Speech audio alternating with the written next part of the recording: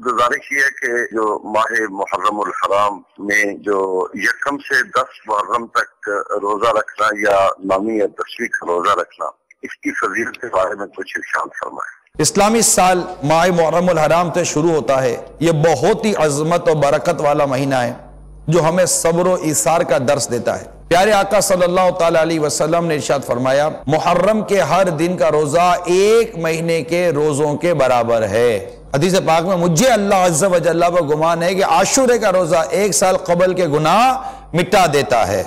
मुसलमान का काम नेकी की दावत देना है और अल्हम्दुलिल्लाह अज़्ज़ व जल हमारे इस माहौल में, हमारे माशरे में अमीर अहले सुन्नत का किरदार एक नेमत से कम नहीं है। अल्लाह इस्लाह माशरा ये एक ऐसा मौजू है जिसमें कह सकते हैं कि कई खासो आम इस पे कुड़ते हैं। हमसे हमारे 4 बच्चों की इस्लाह नहीं हो पाती। आखिर इस शख्स में ऐसी क्या क्वालिटी है जो इसने हजारों नहीं लाखों नौजवानों की इस्लाह के जरिए पैदा कर दी है। दुनिया में लोगों की कुछ काबिलियत होती है तो जाकर पूछते हैं कि यार क्या बात है यार, आपने इतने पैसे कैसे कमा लिए यार, आपको ये कामयाबी कैसे मिल गई, आपको ये कामयाबी कैसे मिल गई, आपने कैसे कर लिया। लेकिन अगर इस तरफ देखें तो इस वक्त अल्हम्दुलिल्लाह कामयाब तरीन यानी सक्सेसफुल तरीन शख्सियत का जिसका नाम लिया जाए इस वक्त अमीर अहले सुन्नत की जात है,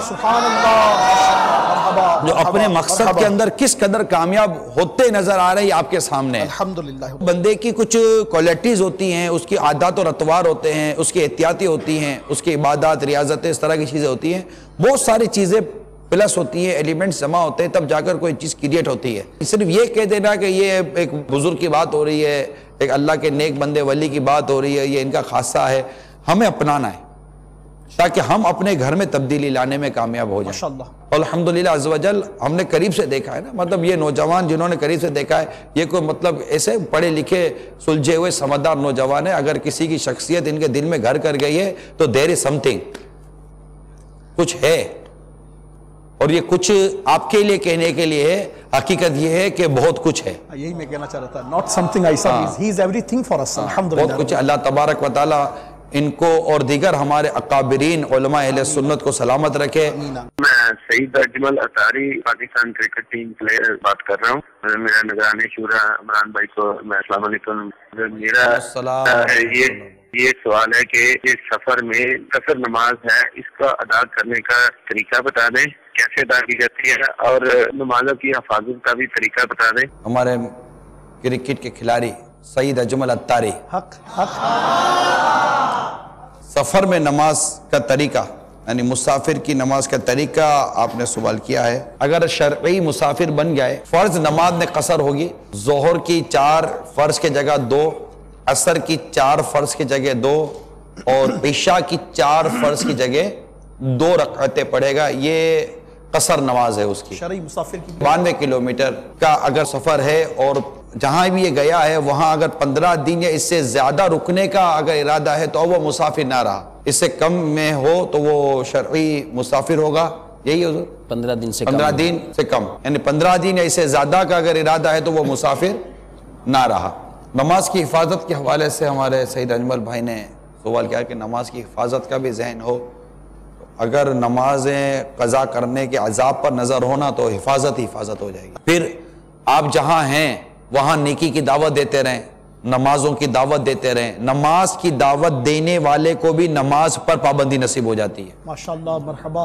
ये नेकी की दावत देने वाले को भी नेकी करने की तौफीक नसीब हो जाती है। आप किसी को नमाज से कहें तो जाहिर है अब आपको भी हया आएगी कि यार मैं कैसे नमाज ना पढ़ूं। तो जब आपका जहन बन जाएगा लोगों को नमाज पढ़ाने का, और खुश नसीब है वो शख्स जिसे अल्लाह तबारक व तआला इस बात की हिदायत अता फरमा दे कि ये अल्लाह के दीन की दावत देने वाला बन जाए।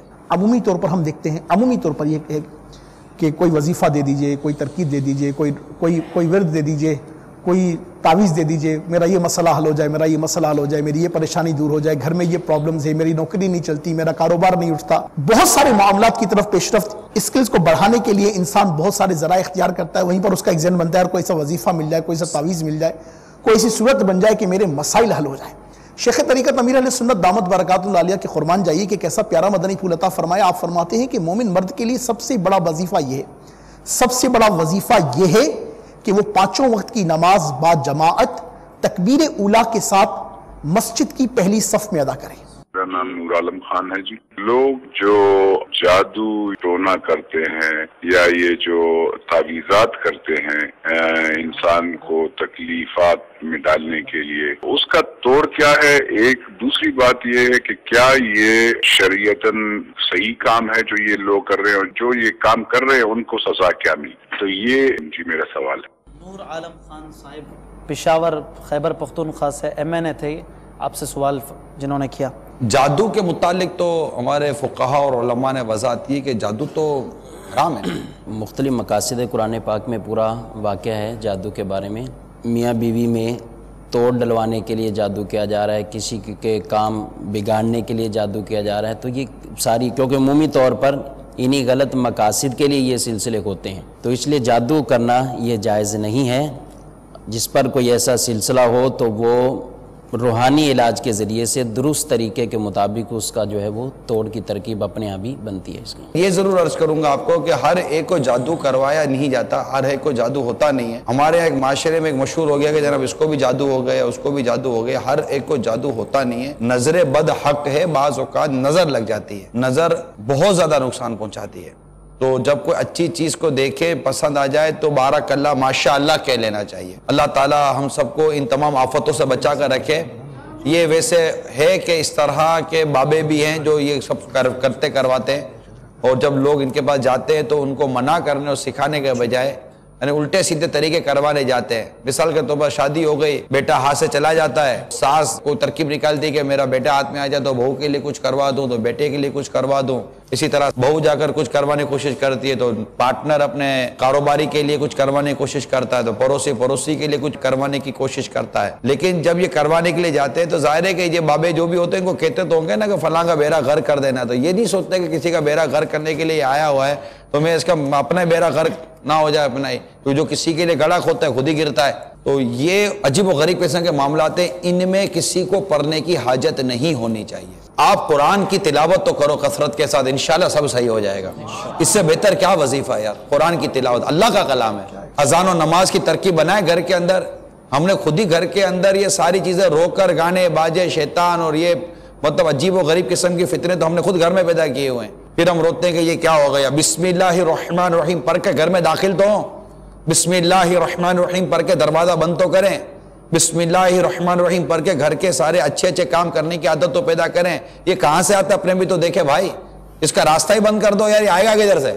ہزاروں لاکھوں روپے پھر یہ باباؤں کو دے ڈالیں گے. ہر بابا، میں بھی کہتا ہر بابا ایسا نہیں ہوتا، الحمدللہ ایسے بابے ہوں گے، یعنی ایسے عاملین ہوں گے جو آپ کو سمجھاتے بھی ہوں گے کہ یہ بات صحیح نہیں ہے، غلط ہے، مگر یہ بھی ایک وداؤٹ انویسٹمنٹ بزنس ہے ضرور. میرا نام ایاز محمود لاشاری ہے. میں محکمہ اوقاف ملکی امور میں ڈسٹرکٹ مینیجر ہوں. میں دعوت اسلامی قرآن و سنت کا جو کام کر رہی ہے اور سنت کی ترویج کے لیے جو کام کر رہی ہے وہ بہت زیادہ قابل ستائش ہے. جب بھی دعوت اسلامی کا تعارف کروایا جاتا ہے تو اس میں ایک بات کہی جاتی ہے کہ دعوت اسلامی غیر سیاسی جماعت ہے. میرا یہ سوال ہے، کیا دعوت اسلامی یہ سمجھتی ہے کہ سیاست سے دور رہنا ہی بہتر ہے؟ مہربانی فرما کے بارے میں میری رہنمائی فرمائیں.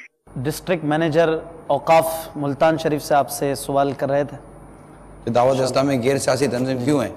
اس کی کامیابی کی وجہ اس کا غیر سیاسی ہونا ہے.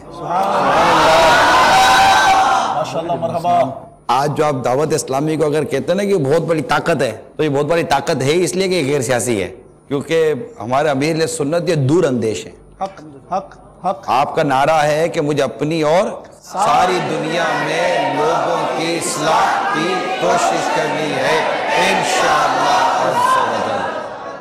تو سیاسی آدمی تو ایک ملک کا ہوتا ہے، یہ سیاسی تنظیم تو ایک ملک کی ہوتی ہے، تو ہم تو ساری دنیا میں سنتوں کی خدمت کرنا چاہتے ہیں. الحمدللہ امیر اہل سنت نے ہمیں یہی سوچ دی ہے کہ ہمیں غیر سیاسی ہی رہنا ہے. بلکہ امیر سنت نے مرکزی مجلس شورا کو یہ نصیحت وصیت سب فرمائی ہے کہ اگر دعوت اسلامی کو توڑنا ہو تو کچھ مت کرنا، صرف سیاست کا اعلان کر دینا. یہ خود ہی ٹوٹ پھوٹ کا شکار ہو جائے گی. بلکہ یہاں تک آپ نے نصیحت و وصیت فرمائی ہے کہ سیاست کا اعلان کرنا تو دور کی بات ہے، کسی سیاسی تنظیم یا جماعت سے گٹھ جوڑ بھی مت کرنا. السلام علیکم ورحمۃ اللہ وبرکاتہ. وعلیکم السلام ورحمۃ اللہ وبرکاتہ. نگران شورا کی بارگاہ میں عرض یہ ہے کہ جس حالت میں اس وقت میں کھڑا ہوں اور جو میں نے چادریں لی ہوئی ہیں دونوں سائڈوں پہ ایک ایک پلہ ہے، تو ایسی حالت میں نماز کے متعلق کیا حکم ہوگا؟ بلا کراہت جائز ہے، اور مکروہ تحریمی کا جو انداز ہے نا وہ یہ ہے، جس سے کہ یہ دونوں پلو ہے نا، اب یہ دونوں پلو یوں لٹک رہے ہیں، اس طرح جو لٹکتے ہیں نا جیسے رومال یا مفلر وغیرہ یوں لٹکاتے ہیں، اس طرح نماز پڑھیں گے تو یہ صدل کہلاتا ہے، تو مکروہ تحریمی ہے، نماز دہرانی واجب ہو جائے گی، اور اگر آپ نے اس کو یوں لپیٹ لیا اب درست ہے۔ السلام علیکم۔ وعلیکم السلام حضور ورحمۃ آپ کی بارگاہ میں یہ عرض ہے کہ یہ ارشاد فرمائیں کہ اپنے پیر و مرشد، یعنی کہ ہم حضرت صاحب سے طالب ہیں، کسی اور پیر صاحب سے مرید ہیں، تو کیا ہم اپنے پیر صاحب کے اوراد مبارکہ کے ساتھ حضرت صاحب کے شجر احمد سے بھی اوراد پڑھ سکتے ہیں؟ جی ہاں پڑھ سکتے ہیں، جزاکم اللہ۔ آمین۔ السلام علیکم ورحمۃ اللہ وعلیکم وبرکاتہ۔ السلام ورحمۃ اللہ وبرکاتہ۔ بھائی صاحب، جیسے بیان ہوا تھا کہ سوگ جو ہے وہ 3 دن ہوتا ہے، شہدائے کربلا کی یاد میں اگر کسی کی آنکھوں میں آنسو آ جائیں تو یہ سوگ کی کیفیت ہوگی یا کہ نہیں؟ اس انداز سے بیان کرنا کہ جس سے حزن غم پیدا ہو یہ جائز نہیں ہے۔ نارملی اگر کوئی ذکر اہل بیت ہو گیا یا ذکر کربلا ہو گیا اور فرط محبت سے کہ کوئی ایسا انٹینشنلی یا مطلب کہ چاہتے ہوئے کوئی ایسے اشعار پڑھ لیں گے، ایسے اتار چڑھاؤ کر دیں گے جس سے کہ وہ ہو جاتا ہے اور ایک ہوتا ہے نا، تو ایسا کرنا جائز نہیں۔ اور اگر ایسے ہی اہل بیت کا اور کربلا معلیٰ کا اور اس واقعے کا ذکر ہو اور اس میں اگر کسی کی آنکھ سے فرط محبت میں، فرط عقیدت میں اس طرح کی کیفیت کے اندر اگر آنسو نکل آئیں تو یہ تو انشاءاللہ تعالیٰ اس کو ثواب ملے گا، کیا جب اسے مغفرت بھی ہو جائے۔ صلو علی الحبیب صلی اللہ تعالی علی محمد۔ مجھے اپنی اور ساری دنیا کے لوگوں کی اصلاح کی کوشش کرنی ہے۔